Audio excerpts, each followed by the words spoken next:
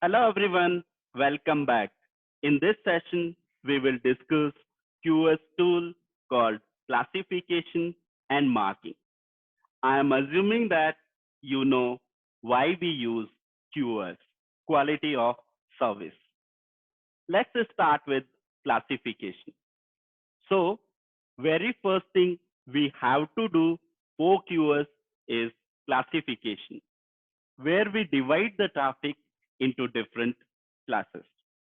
We have to understand that QoS is all about handling the traffic differently. Let's wait and think. Is it possible to provide different type of treatment to the traffic without classifying or identifying the traffic? If you said no, then yes, you are right. If we cannot identify the difference in the traffic, like whether traffic is voice traffic or video traffic or data traffic, then we cannot handle the traffic one one better than another. Agreed? So we will use a tool called classification to identify and split the traffic into different classes, like voice traffic in voice class, video traffic in video class, data traffic in data class. And depending on classification, we can apply the policies to provide different type of treatment to different classes. Make sense?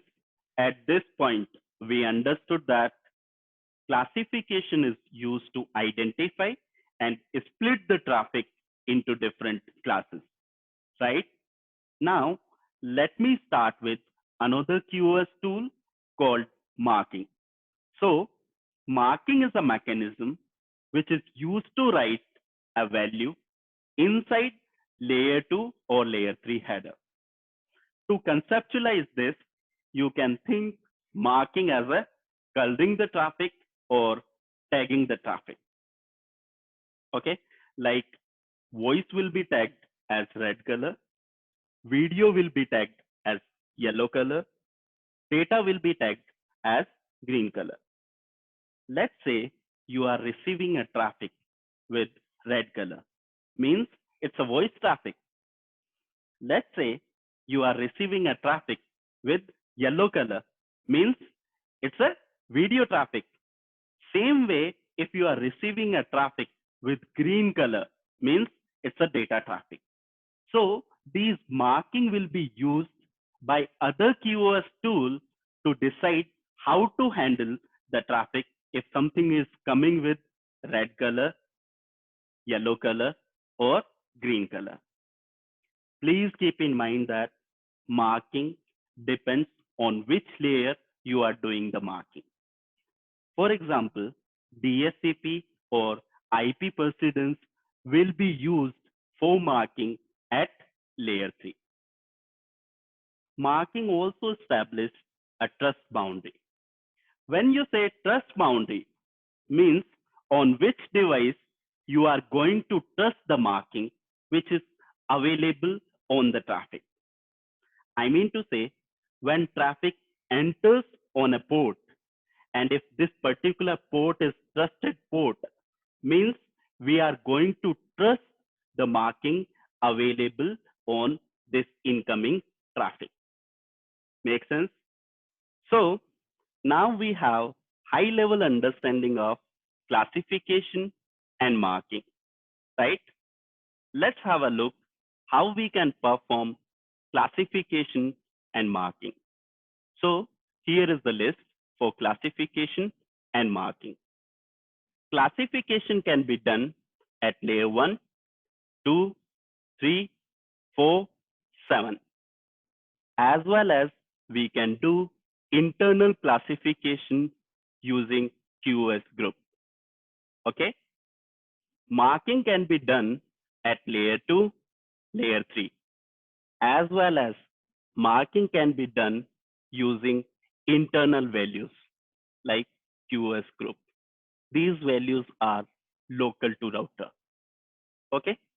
In this session, we will discuss more about QoS, class of service, DSCP, differentiated service code point, and IP precedence. Have you noticed CLI difference in classification and marking? Here in classification, we are using match something. I mean match input interface, match course, match access group, match protocol, match QoS group. But in marking, we are using set something like set course, set DSCP, set QoS group. As I said before, marking means writing a value inside your layer 2 or layer 3 header. Therefore, we will use a command called set and the value. Okay, let me start with layer 2 marking, where we will discuss marking for Ethernet. So, Ethernet support 3 bits for marking. It exists when we are using ISL header or 802.1q header. For ISL, we have 3-bit QoS field to differentiate or mark the traffic. Same way, for 802.1q, we have 3-bit user priority field to differentiate and mark the traffic. These days, mostly you will see 802.1q headers or trunk. When we say 802.1q header, means we will have 3-bit user priority field to differentiate or mark the traffic. Correct? So when you say 3 bits, means we will have 8 combination to differentiate or mark the traffic, right? So 3 bits minimum value will be all 3 0, maximum value will be all 3 1, means we will have 0 to 7, 8 combination, correct? Where 6, QoS 6 and 7 is reserved for network use. So how many left? We can differentiate or mark the traffic from 0 to 5 only. These 2 are reserved for network use. Okay? Please keep in mind that layer 2 marking is specific to layer 2 domain. Okay? Now, let's start with layer 3 marking or classification. At layer 3, we have 2 ways to differentiate or mark the traffic. Okay, IP precedence and DSCP. In IP precedence, we use 3 bits from TOS field to differentiate or mark the traffic. When we say 3 bits, again, we will have 8 combinations to differentiate or mark the traffic. Minimum value for 3 bits will be all 3 0. Maximum value for 3 bit will be all 3 1. Same as like QoS, class of service. So end of the day, we will have 8 classes to differentiate or mark the traffic. Again, IP precedence 6 and 7 will be reserved for network use. Means we will have 6 classes to differentiate or mark the traffic. 0 is default, and we can do marking or classification based on 1 to 5, right? In DSCP, we use 6-bit to differentiate or mark the traffic. When we say 6-bit, means we have 64 different combinations to differentiate and mark the traffic. IP precedence and DSCP is backward compatible with each other. Let's discuss more about DSCP. As I said before, DSCP uses 6 most significant bits, which gives us 64 combinations to differentiate or mark the traffic. IETF have pre-selected 21 values out of 64 and given name to them called per hop behavior.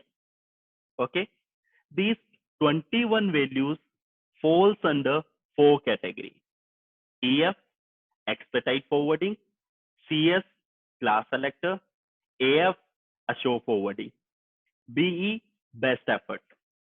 You can pause the video and you can go through these values. Let me go through the next slide. EF, expedite forwarding, generally assigned to highest priority traffic like voice. Assured forwarding. Assured forwarding have two values like AF, XY. First value or first number tell us about the class. Class is equivalent to IP precedence value. Okay. Second number tell us about drop probability. To understand this bit better, let's say you are receiving two packets. One is marked with AF11, another one is marked with AF13, and you have to drop one packet. So how your network device is going to decide whether it has to drop a packet which is marked as AF11 or a packet which is marked as AF13. So AF11, first one says about the class. Second number says us about drop precedence. So 11 have lower drop precedence, 13 have high drop precedence. So a packet which is marked with AF13 will be dropped. Make sense? Same way, we have class 2 where we have AF21, 22, 23. Same way, we have class 3, AF31, 32, 33. And we have class 4, AF41, 42, 43. Here, if you notice that I have mentioned number here, 46, 10, 12, 14, and others, right? Either you can give DSCP number or you can use the name. Both are same. Then we have default, where all 6 bit is set to 0. Okay. We have discussed about IP precedence, DSCP, and QoS. So QoS is for layer 2 domain. IP precedence and DSCP is throughout the network. Whenever you are using QoS group as a marking, this is local to that particular device. Now we have good understanding of classification and marking. Let's have a look how we can do marking and classification. So we will use MQC mechanism to implement marking and classification. MQC works in 3 steps. Step 1, where we create class map. Step 2, where we will create policy map. Step 3, where we will apply that particular policy map using service policy command. To understand this bit better, I have created 2 ACL. Okay, and I have mapped few protocol inside those ACL. Okay, so MQC says first I have to create class map. So I have created 2 class map and I have called ACL in each class map. Like in voice class, I have called voice group ACL. In protocol class, I have called protocol group ACL. So here I am using layer 4 classification. By defining these 2 class maps, what I am trying to say, I care about the traffic which is matching in voice group ACL, as well as I care about the traffic which is matching in protocol group ACL. Okay, but I haven't defined what needs to be done if something match in these 2 classes. So we will create policy map. In policy map, we will tell, okay, if something is matching to this particular class, set DSCP value EF. Same way, if something match to protocol class, set DSCP value AF21. Okay, this is the action which will be done by the policy map. Okay, whatever is not matching in these two classes will be treated as best effort. Where to apply this policy map? So we will do marking close to source. So mostly we will do marking at access layer. Your distribution layer and core layer will trust the marking which is coming from access layer.